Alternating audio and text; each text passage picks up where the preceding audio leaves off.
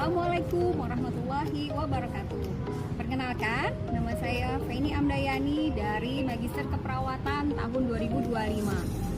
Oke, di sini saya akan membahas sedikit tentang teori reflective cycle dari Gibbs tentang mata kuliah filsafat. Di video kali ini, aku akan sedikit sharing dan merefleksikan pengalaman belajar aku selama 1 semester di Magister Keperawatan UI, khususnya di mata kuliah yang jujurly bikin otak penuh banget sama tanda tanya. Tapi ternyata itu fundamental banget loh. Kalian ingat gak sih pertemuan awal kita dengan Prof. Krisna? Waktu itu beliau menampilkan slide yang bertemakan burung hantu. Beliau bilang burung hantu itu kepalanya bisa muter 360 derajat. Simbol bahwa kalau kita mau berpikir secara filsafat, pandangan kita itu harus utuh, holistik, dan gak boleh parsial. Jadi, apa sih yang sebenarnya terjadi selama 1 semester ini? Kita melewati 3 fase besar atau yang biasa kita sebut dengan kelompok DK. DK1 kita belajar awalnya untuk membongkar pemikiran tentang dasar-dasar filsafat, beda tahu dan pengetahuan, terus belajar makhluk asing yang bernama ontologi, epistemologi, dan aksiologi. Lanjut ke DK2, kita mulai masuk kepada dagingnya nih, yaitu membedah secara hierarki pengetahuan perawatan, memakai panduan mulai dari Jacqueline Fawcett, dan kita memulai masuk ke dalam ranah filosofi teori, konseptual model, dan grand theory, sampai masalah middle range theory. Puncaknya di DK3, kita ditantang untuk berpikir secara aplikatif mengenai teori-teori tersebut di dalam kehidupan nyata di lapangan. Bukan cuma teorinya hanya di awang-awang aja loh, tapi memang gimana konsep teori tersebut kita pakai dalam menyelesaikan problem kita di klinis di rumah sakit masing-masing. Kak, sekarang bahas perasaan ya. Jujur ya, aku tuh sebenarnya campur aduk banget waktu pertama memahami tentang filsafat, apalagi memahami buku tentang Fawcett dan Aligot. Itu tuh semuanya kayaknya aduk-aduk di dalam kepala. Kenapa? Karena bahasanya tinggi banget. Terus waktu bahas pertama ontologi, epistemologi, dan aksiologi, rasanya kayak tuh bahas, aduh ini dari planet mana ya bahasanya. Sedikit cerita tentang yang terjadi mengenai fenomenologi yang di awal. Itu ada ilustrasi seperti ikan paus yang terjerat akan jaring. Awalnya aku bingung, apa sih maksudnya hubungan ikan paus dan keperawatan? Terus pas masuk tentang teorinya Prof. Yeni, ada deduktif dan induktif. Rasanya tuh kayaknya otaknya udah diperes banget deh. Aku sempat frustasi pas ngerjain tugas waktu DK2. Terus terang pas ngerjain DK2 itu tentang teori dan analisis semuanya, membedakan antara grand theory yang punyanya Oren, punyanya Roy, dan middle range theory tentang Foucault, Watson, dan itu semua mirip-mirip banget dan bikin tricky. Tapi pas masuk ke sisi diskusi yang waktu di kelompok HG, perasaan itu udah mulai berubah. Aku ada rega sih, karena udah mulai paham nih konsepnya dari awal.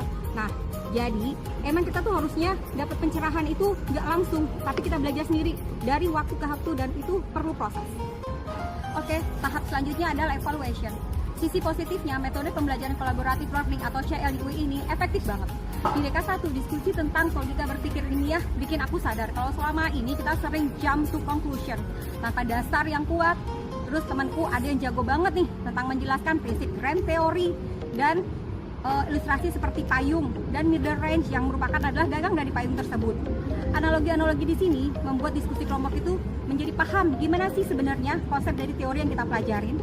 Terus pembimbing kita ngebantuin banget. Ibu Tuti selalu menjelaskan dari fase awal sampai fase akhir setiap kita melakukan konklusi, dan itu membuat kita semua kelompok menjadi paham apa makna dan tujuannya.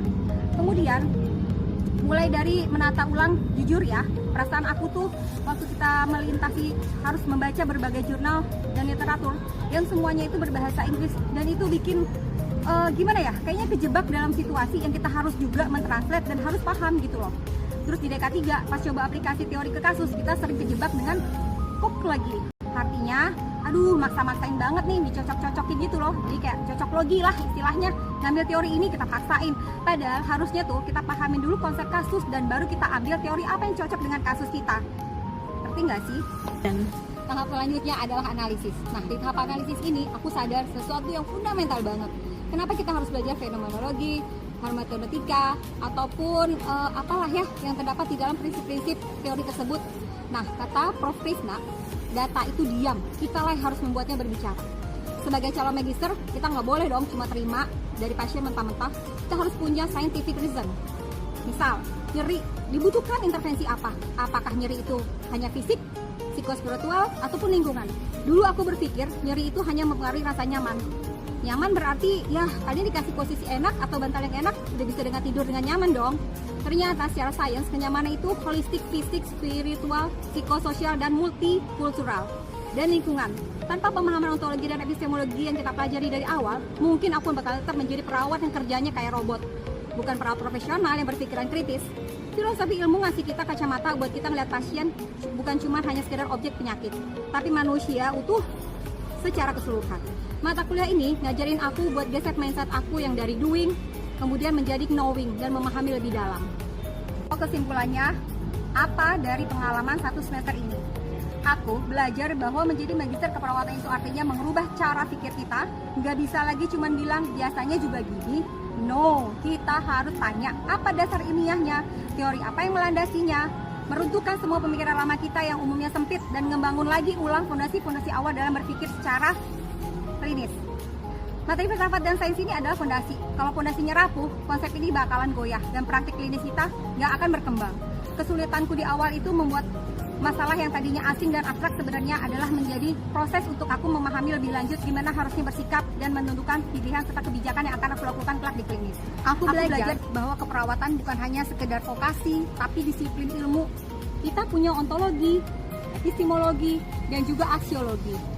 Jadi, tantangan untuk memahami bahasa dewa di semester awal itu adalah harga yang bisa dibayar dan harus untuk menjadi nurse spesialis yang kompeten.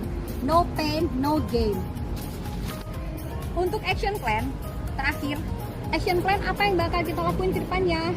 Pertama, aku nggak bakal anti lagi baca buku primary research kayak OSET ataupun Aligot. Itu kitab suci kita loh, bestie. Kedua, untuk tesis nanti, aku bakal pastiin kerangka teori yang aku pilih benar-benar match sama fenomena dan masalahnya yang terjadi. Bukan hanya atas somot ya. Ketiga, pas balik ke pelayanan nanti, aku mau coba bawa konsep evidence based dan praktis ini lebih serius. Kalau ada fenomena di ruangan, aku bakal coba tarik teori-teorinya. Ini fenomena apa ya? Teori siapa ya yang bisa ngejelasinnya? Keempat, aku mau jadi kayak burung hantu tadi. Melihat masalah pasien secara utuh 360 derajat. Nggak parsial-parsial aja. Buat kalian sesama pejuang magister, semangat ya. Filsafat ini memang pusing banget di awal. Tapi percaya deh, kita bakal jadi kompas jika kita suatu saat nanti ke lapangan. Paham nggak maksudnya? Paham dong? Semangat guys! So, stay critical, stay scientific, and see you on the top. Bye!